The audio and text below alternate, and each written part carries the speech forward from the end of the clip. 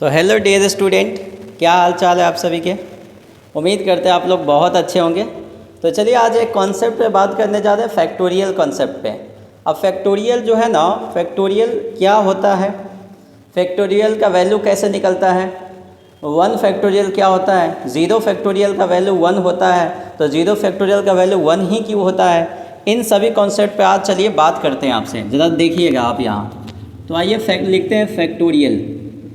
तो ये फैक्टोरियल देखिए सर, ठीक है। और आप अगर इस वीडियो पे आए हैं तब पूरा कंप्लीट देख के जाइएगा, ताकि आज आपको कंप्लीट पता चल जाएगा कि फैक्टोरियल 0 का वैल्यू 1 ही क्यों होता है। नहीं तो बहुत सारे लोग क्या करते हैं, शुरुआत करते हैं उसको पूरा कंप्लीट नहीं करते। तो बस 2-4-5 मिनट का आप इंतज़ार करिए, 5 मिनट में आप समझ जाएंगे फैक्टोरियल का 0 का वैल्यू जो है ना 1 होता है, और 1 ही क्यों होता है, ठीक है। और ये 5 मिनट आपके पूरे लाइफ टाइम के लिए आपको याद हो जाएगा कि फैक्टोरियल 0 का वैल्यू 1 होता है। चलिए जी देखिए, हम बात करते हैं इस पर। तो सर जी फैक्टोरियल n कैसे डिफाइंड होता है, तो फैक्टोरियल n होता है ना सर, तो ये ऐसे डिफाइंड होता है n -1, n -2, n -3 और n -4 ऐसे चलेगा सर, और ये 3, 2, 1 तक चल जाता है, ठीक है। देखिए जो भी फैक्टोरियल दिया है ना, जितना दिया वो उतना ही से शुरू करिए, एक एक कम करते हुए चल जाइए आप। तो आप यहाँ पे क्या दिया हुआ है देखिएगा ध्यान से, यहाँ पे आपको n दिया हुआ था, तो हम n लिखे, फिर n से 1 कम किए, फिर n से 2 कम किए, फिर 3 कम किए, ऐसे घटाते गए।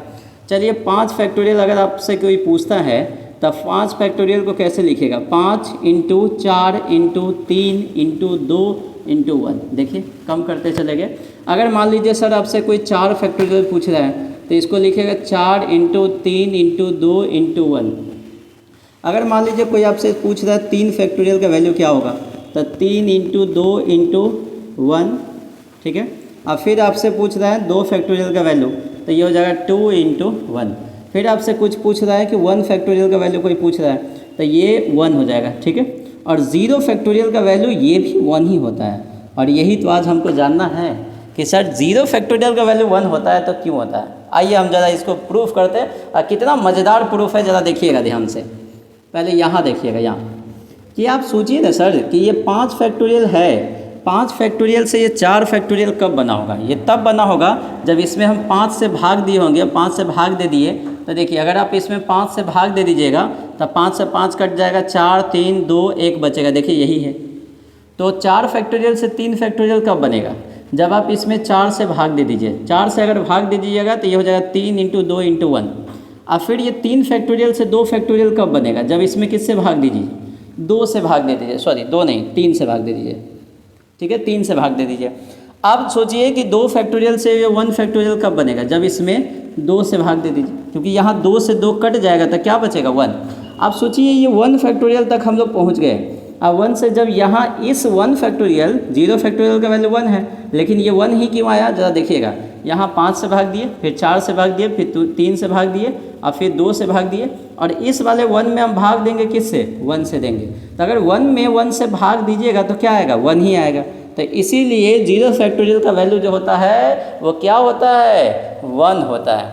और सर और कोई मेथड है क्या सर, तो हाँ जी एक और मेथड है। एक और मेथड कैसे, ज़रा देखिएगा कि हम n फैक्टोरियल को लिख सकते हैं n × n -1, n -2, ऐसे n -3, और ये चलते चलते आपका 3, 2, 1 तक आ जाएगा, ठीक है।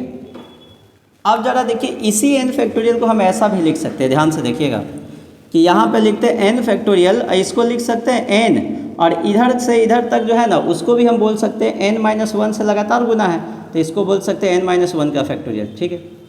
अब ऐसा करने के बाद देखिएगा क्या आया, तो ये आ जाएगा आपका, इस n -1 को यहीं पे रहने दीजिए, तो ये n फैक्टोरियल, अब बाई में कितना, n बराबर n -1 का फैक्टोरियल। इसको आप ऐसा लिख लीजिए सर, n -1 का फैक्टोरियल, और ये बराबर हो जाएगा n फैक्टोरियल बट्टे कितना, n। अब इसको आप ऐसे कर दीजिए, इसमें पुट कर दीजिए, n का मान 1 डाल दीजिए। तो n का मान 1 डालिएगा तो ये हो जाएगा आपका, ये 1 - 1 इसका फैक्टोरियल बराबर 1 का फैक्टोरियल, और डिवाइड में कितना, 1 हो जाएगा। तो ये हो जाएगा आपका 0 का फैक्टोरियल, और यहाँ 1 का फैक्टोरियल 1 ही होता है। और 1 को जब आप 1 से भाग दीजिएगा तो 1/1 क्या होता है, 1 ही होता है। तो ये 0 फैक्टोरियल का वैल्यू क्या आ गया, 1 आ गया। तो आप फाइनली जान चुके हैं। अगर आपने 5 मिनट दिया है तो आज आप समझ गए कि 0 फैक्टोरियल का वैल्यू क्या होता है। 1 होता है। और क्यों होता है वो आपको प्रूफ भी देख लिया और ये जीवन भर आपको याद रहेगा। अगर मेरा वीडियो आपको समझ में आ गया है तो लाइक कर दीजिए और चैनल को सब्सक्राइब तो एकदम ज़रूर से ज़रूर कर दीजिए, क्योंकि आने वाले समय में और भी वीडियो आपके साथ ऐसे ही इंटरेस्टिंग टॉपिक पे हम आपसे बात करते रहेंगे वो। चलिए ठीक है, तब तक के लिए बाय बाय।